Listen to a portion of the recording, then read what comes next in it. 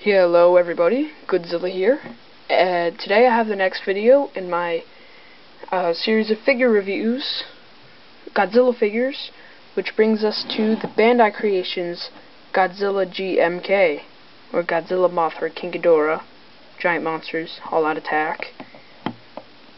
Just rolls right off your tongue. Anyway, so first I'd like to note that my figure I got used, so it has quite a few scratches on the paint, right? You can see. I hope that doesn't get distracting, but it is what it is. So I'm not going to downgrade it for that, because it wasn't Bandai Creation's intentions to make it like that. Anyway, so detail, it is a little different. Like here the scales, the skin texture is pretty normal as far as size, and then when we get to his stomach and chest area, they go into like a grid. Like they're very organized. That's kind of interesting. Compare the legs, very scattered, random. So here it's like rows. I guess I'm not sure if it was like that in the movie. It'd be kind of hard to find because you don't get many close-ups like this. So whatever. The detail is overall pretty good. I really like the detail they put into the head. It's very intricate. The mouth is fully colored inside. That's also kind of interesting. They didn't cut out the individual teeth, but I think they look okay because they're pretty well painted.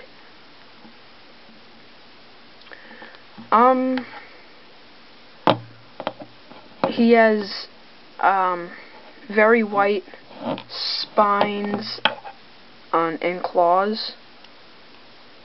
So as far as claws go, they're actually really nice. Like,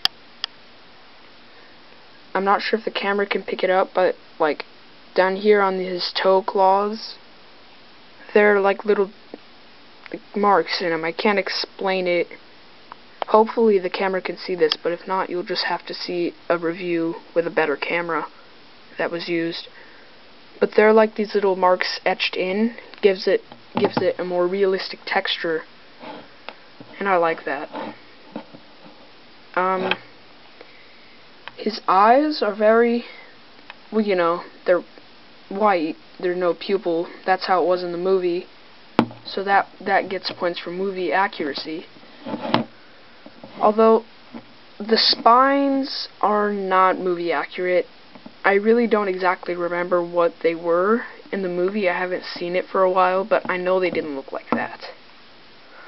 I must say though, they look very nice. I mean, I love these spines. How they kind of go out like that. It makes it look awesome from a side angle. So, yeah. Let's get on to articulation. His tail, you can force it, but it does move 360. Head, 360. Arms, all the way around. And legs, actually can't. Maybe if you forced them really hard, but I really don't want to do that. So that's very interesting. For example, let's compare it to the average vinyl Godzilla figure. Arms, they usually go in, out like this. This one goes up, down, kind of like the Godzilla 54 figure. And yeah, whereas the legs don't, purely because it takes too much force to do it. And on this, on basically all the other Godzilla figures of vinyl, they do. So here we have a figure that has arms that go around 360 and legs that don't, compared to other figures which have arms that don't go around 360 and legs that do. That's really interesting. I essentially wish they had just done this like the others, because it creates some problems. First of all, his arms are in kind of an awkward position, like they're not even. Yeah, I hope you can tell what I'm talking about. They're just not even somehow. And the transition from this area here to the shoulder on the arm does look kind of lazy, especially like when he's up here and down here. It just, I don't really like the arms. They're okay. Legs, the only main complaint I have are these things here. I really don't even know what to compare that to. It's just so weird.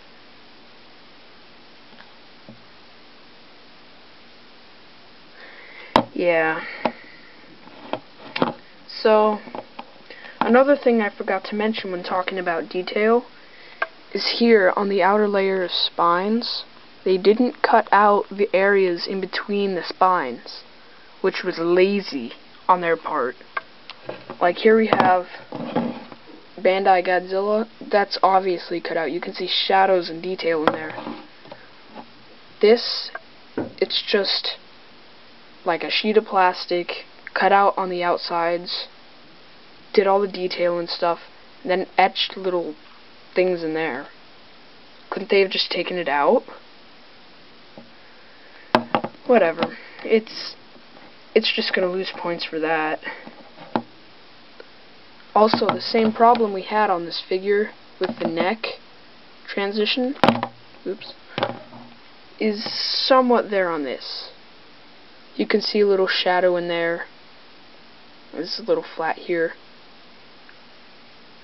Essentially, it's not as bad as this one in that area, but it's still there, so yeah. But the detail overall is really good, I'd have to say. So, yeah. The tail is a little short, but it's not curled, so it's not too noticeable. Let's compare it to the length of the tail from Heisei Godzilla. Heisei's is a little longer, as you can see. Yeah. Also, the paint just kind of ends right there. I said this about a different figure. I believe it was Burning Godzilla. But the paint just ends right there. It doesn't look quite right, but that's not too bad. So, now that we have Heisei Godzilla here, we might as well compare size. He is just a hair taller. Probably more than a hair, but you get the idea. Just a little bit taller. So, yeah, there's size. Overall, it's a pretty good figure. It has a few flaws, like the spines in between, movie accuracy as far as spines, articulation making for weird body shape, and just weird articulation in general. So, I think if it weren't for this figure's detail, it would have probably gotten a lower score. So I'm going to give it a 3 out of 5. It's just lots of it seems lazily done, and I don't like that. So, yeah, 3 out of 5. So, thanks for watching. This will wrap up my review of the 6-inch Bandai Creation Godzilla GMK from 2001. So, thank you for watching, and stay tuned for my next review.